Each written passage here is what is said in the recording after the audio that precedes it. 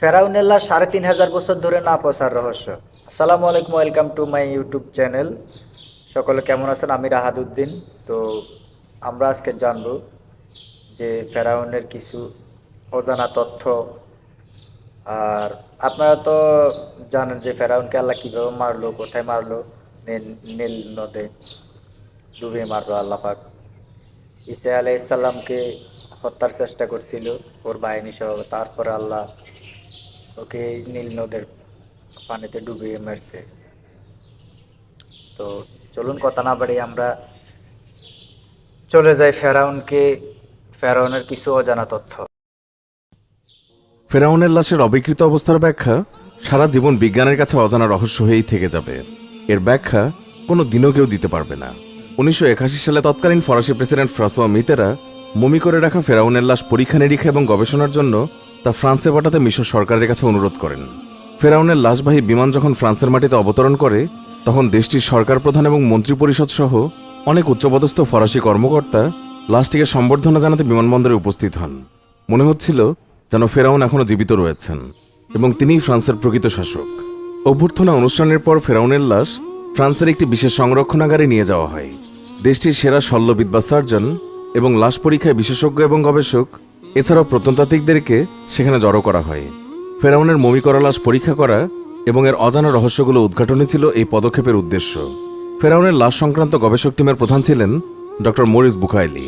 ফেরাউনের লাশ সংরক্ষণ অন্য গবেষকদের উদ্দেশ্য হলেও ডক্টর মরিস বুখাইলি নিজে ফেরাউনের মৃত্যু রহস্য উদ্ঘাটনে উদ্গ্রীব ছিলেন।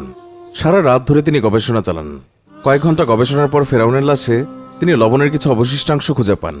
ফলে স্পষ্ট হয়ে যায় সাগরে ডুবেই ফেরাউনের মৃত্যু হয়েছে। মৃত্যুর পর তার লাশ সাগর থেকে উঠিয়ে এনে তারপর মমি করা হয়। কিন্তু ডক্টর মরিস বুখাইলির বিষয়ের মাত্রা ব্যাপক হয়ে উঠেছিল একটি বিশেষ প্রশ্নকে ঘিরে। এই লাশ কিভাবে অন্য লাশগুলোর চেয়ে বেশি মাত্রায় সংরক্ষিত বা অক্ষত রয়েছে? ডক্টর মরিস বুখাইলি যখন ফেরাউনের মৃত্যুর কারণ নিয়ে চূড়ান্ত প্রতিবেদন তৈরি করছিলেন এবং তাতে এটা লেখেন যে ফেরাউন সাগরে ডুবেই মারা গেছে, তখন উপস্থিত সঙ্গীদের একজন তাকে বলেন, এই গবেষণার ফলাফল প্রকাশে তাড়াহুড়ো না করাই ভালো হবে, কারণ এই গবেষণার ফলাফল মুসলমানদের মতের পক্ষে যাচ্ছে।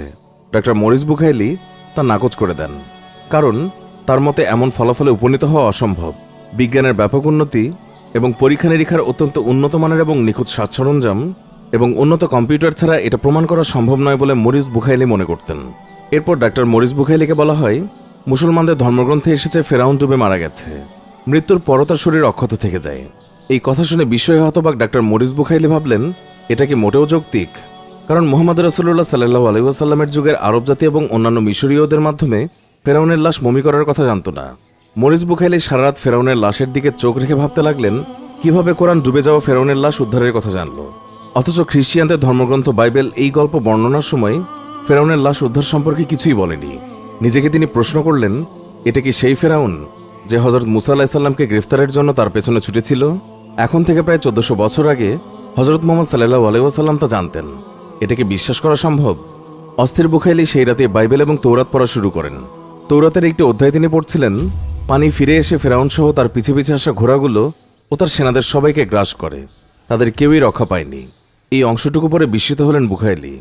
কিছুদিন পর ফরাসি সরকার কাঁচের কফিনে করে ফেরাউনের মমি আবারও মিশরে ফেরত পাঠায়। কিন্তু বুখাইলির মাথা তখনও ফেরাউনের সম্পর্কে কোরআনের বক্তব্য নিয়ে বিভোর ছিল।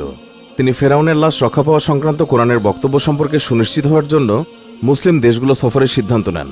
ফরাসি সার্জন বুখাইলি সৌদি আরবের চিকিৎসা সংক্রান্ত এক সম্মেলনে ডুবে যাওয়া ফেরাউনের লাশ রক্ষা পাওয়া সম্পর্কে গবেষণালব্ধ নতুন তথ্য উল্লেখ করেন। ওই সম্মেলনে মানবদেহ বিশ্লেষক একদল মুসলিমও উপস্থিত ছিলেন। এই অবস্থায় সেখানে একজন মুসলমান পবিত্র কোরআন খুলে সূরা ইউনূসের 92 নম্বর আয়াত তেলাওয়াত করলেন, যেখানে বলা হয়েছে, অতএব আজকের জন্য রক্ষা করছি আমি তোমার দেহকে, যাতে তোমার পরবর্তীদের জন্য এটা একটা নিদর্শন হতে পারে। আর নিঃসন্দেহে বহু লোক আমার মহাশক্তির প্রতি লক্ষ্য করে না। বুখাইলি এই আয়াত শুনে সবার সামনে দাঁড়িয়ে যান এবং মুসলমান হওয়ার কথা এবং পবিত্র কোরআনের প্রতি বিশ্বাসী হওয়ার কথা ঘোষণা করলেন। পবিত্র কোরআনের সত্যতা এভাবে প্রকাশিত হতে দেখে অনেকের চোখ থেকে গড়িয়ে পড়ল অশ্রু এবং হৃদয়ে বইল পরিবর্তনের ঝড়। বুখাইলি বহু বছর ধরে তার গবেষণায় বিজ্ঞানের নতুন তথ্যগুলোর সাথে কোরআনের মিল অমিল খুঁজতে গিয়ে একটি অমিলও পাননি। ফলে কোরআনে কোনো ভুল না থাকার ব্যাপারে তার ঈমান কেবলই দৃঢ়তর হয়েছে। তিনি এইসব গবেষণার ফলাফল তুলে ধরেছেন কোরআন, তাওরাত, বাইবেল এবং বিজ্ঞান শীর্ষক বইয়ে। 1400 বছর আগেও কোরআন বিজ্ঞানের এত সূক্ষ্ম দিক এত নির্ভুল এবং নিখুঁতভাবে তুলে ধরায় তার সীমাহীন বিস্ময় বিধৃত হয়েছে এই বইয়ে। ফলে তা পশ্চিমা বিজ্ঞানীদের মধ্যেও বিস্ময়ের ঝড় তুলেছে। বহু ভাষায় অনুদিত বইটি বেশ কয়েকবার ছাপাতে হয়েছে। অনেক অমুসলিম এই বই পড়ে পরবর্তীতে মুসলমান হয়েছেন। ফেরাউন সংক্রান্ত গবেষণার সাথে কোরআনের দেয়া তথ্যের মিল পেয়ে বুখাইলি উচ্চারণ করেছিলেন কোরআনের এই আয়াত। এরা কি কোরআনের প্রতি লক্ষ্য করে না? এটা যদি আল্লাহ ছাড়া অন্য কারো পক্ষ থেকে হতো তবে এতে অবশ্যই বহু বৈপরীত্য বা ভুল দেখতে পেত। সূরা নিসা আয়াত ৮২। এছাড়াও আরও জানা গেছে ফেরাউন নিজেকে আল্লাহ বা ঈশ্বর হিসেবে ঘোষণা করেছিলেন, যা ছিল নাস্তিকতার চরম বহিঃপ্রকাশ। আল্লাহ তাকে শাস্তিস্বরূপ তার মরদেহ চিরকাল অবিকৃত থাকার ঘোষণা শাস্তিস্বরূপ প্রদান করেছিলেন, যা পবিত্র কোরআনে বর্ণিত হয়েছে। এই অবিকৃত দেহটি যুগ যুগ ধরে একটি সতর্কবার্তা নির্দেশ করবে, স্মরণ করিয়ে দেবে যে আল্লাহ এক এবং তার কোনো অংশীদারি নেই।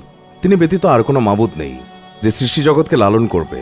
প্রিয় দর্শক, এই ছিল আমাদের আজকের ভিডিও। আশা করছি আমাদের এই ভিডিওটি আপনাদের অনেক ভালো লেগেছে।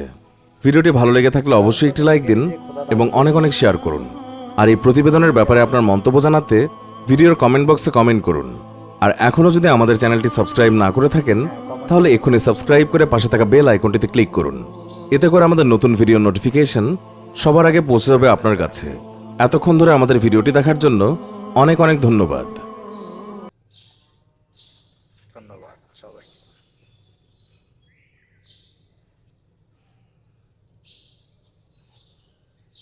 তো আপনাদের মতামত কমেন্ট বক্সে জানাবেন। আর সকলে ভালো থাকবেন, সুস্থ থাকবেন। আল্লাহ হাফেজ।